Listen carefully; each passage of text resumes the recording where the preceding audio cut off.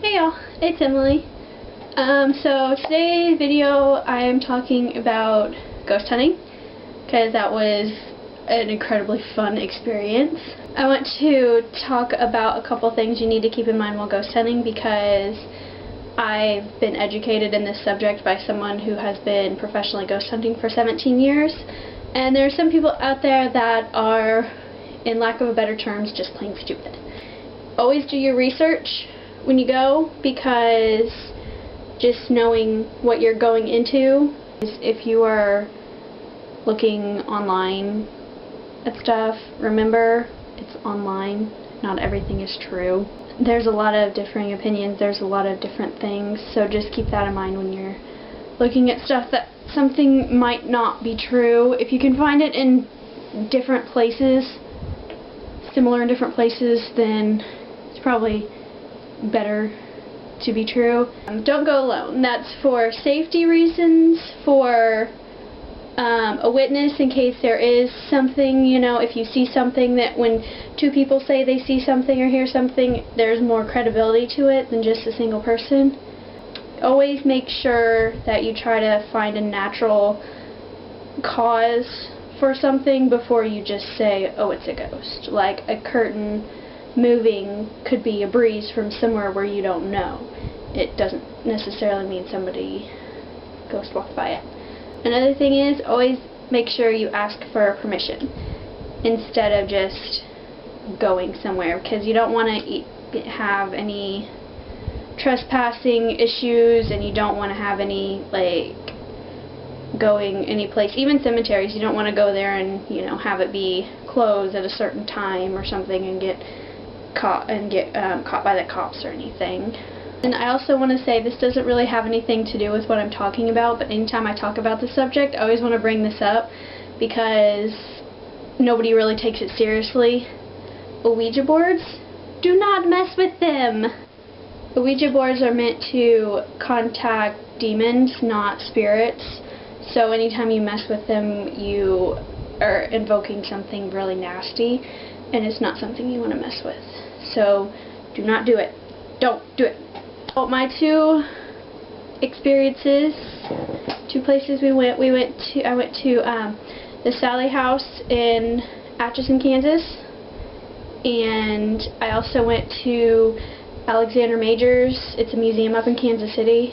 We did 2 night investigations. The first one we went to was the Sally House, and the story behind the Sally House, if you don't know, there was supposedly a little girl died in the house because it was a doctor's office and she was getting her appendix out, and she died on the operating table. So there's more stories, there's more crazy theories and stuff if you want to go look it up, but that's the main story. We set up and we got a tour and everything, and then split up into groups.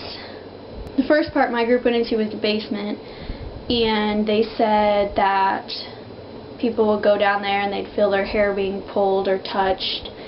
And so we went in there, we had a camera, it's called a REM pod, it has an antenna on it, and if you walk by it or touch it, then it goes ooh, and has a bunch of colors that go off.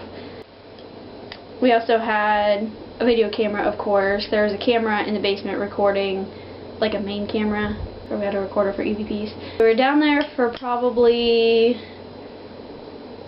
I would say, half an hour to 45 minutes, maybe a little bit longer, maybe it's close to an hour. We really didn't get any activity down there. Nobody got touched. We went back upstairs and outside. We were sitting outside on the porch watching the cameras, and there was, in one of the bedrooms, there's a bed, and one of the girls was trying to be silly and go under the bed to scare somebody. So we see her go under the bed, and then, like, I don't even think she's down there for like a minute or two, and she comes back out, or she pokes her head out and is talking to one of the other people in there, which is and everything, and then she comes out, and then one of my professor's friends who's been ghost hunting and knows stuff, he looks under the bed, then he starts taking pictures, under the bed, and we're all like, what the heck is going on back there? And my professor's like, oh my god, I hope he got ectoplasm. My group went upstairs with my professor's wife, who's also does investigations. My professor told her to look what was under the bed, and so we went up there and we moved it, and it was just black mold. And so we were sitting in there for a while just talking and trying to get some communication going. We didn't get anything, and we went over across to the other bedroom where there's more activity. There was more activity in the closet, and so we were sitting in the bedroom, then we sat in the closet for a while, and then we went back to the bedroom. We packed up, and then we went and got back in the van, and we went to Walmart, actually, the Walmart parking lot, to do a cleansing ceremony. Cleansing ceremonies, they differ depending on what your religion is, but ours is, my teacher works very closely with Indians, so he had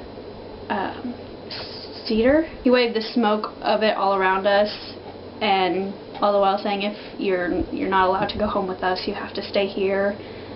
That there wasn't really much activity. The second one we went to was Alexander Major's. It's a museum out in Kansas City, and I think it's part of the Warnell House. So anyway, the story is it was part of the Civil War. I'm not exactly sure what purpose it served in the Civil War, but one of the ghosts is believed to be a bushwhacker. So after we got set up, me, two other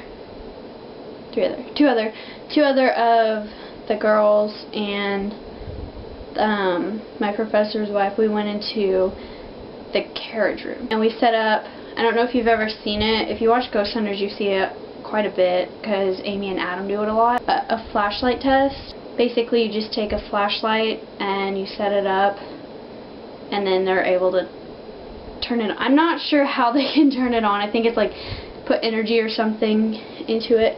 But anyway, we had that set up. We had a thermal can, and we ended up having like an hour-long flashlight conversation with the ghost. And that was, oh my gosh, it was so cool. Because it was, oh. We went into the blacksmith shop, and we we were trying again with the flashlight conversation. I think it went off once. That ghost, or the ghost in there, has been known to like push people around. So we tried to provoke it a couple times, and nothing happened. We were in the blacksmith shop for maybe 30-45 minutes. But anyway, the other group was coming back from the main house, and one of the girls had she had something, I'm not sure exactly what was wrong. She had like something wrong with her ribs, or one or two of her ribs. Anyway, she had something wrong with one of her ribs, and while she was the blacksmith shop, she was in the blacksmith shop, and she got poked there. And then in the main house, she was walking out in the main house, and her rib popped out of place. I mean, I don't know if that was anything other than just a rib popping out of place. We went up to the main house, and the first room we went up to was the bedroom. That, I guess they've caught activity in the bedroom before. Nothing really happened. We had a video camera, voice recorder. We had that stuff, and we were sitting in there for a while and didn't get much activity. And then we went downstairs into the kitchen, and we got a little bit of a flashlight session again. I think it was about 20-25 minutes, somewhere around there. We had to cut it short, unfortunately, because we had to pack up and get stuff cleaned up, because our time was almost up. We took everything to my professor's truck, and then we did a cleansing ceremony, of course. One of the group, they went on an earlier date than the one I went to, and one of the guys got scratched. I mean, I think it was like this big or something on his back. But nobody on our day that we went, nobody on that trip, nobody got us scratched that I know of. Anyway, that's how our trips went. It was a lot of fun. I mean, I'm glad I got to go to the Sally house, but I'm also so glad I got to go to the other one because we got more activity at the other one, so I'm glad I got to go to that one. Don't forget to like and subscribe, and I've looked and there's no subscribe button on the computer. If you're watching on an iPad, it's down below with the description, in the description area. If you're watching on an iPhone, I think you have to go to my page and subscribe that way. Thank you for watching. Don't forget to like and subscribe, and I will see you next week.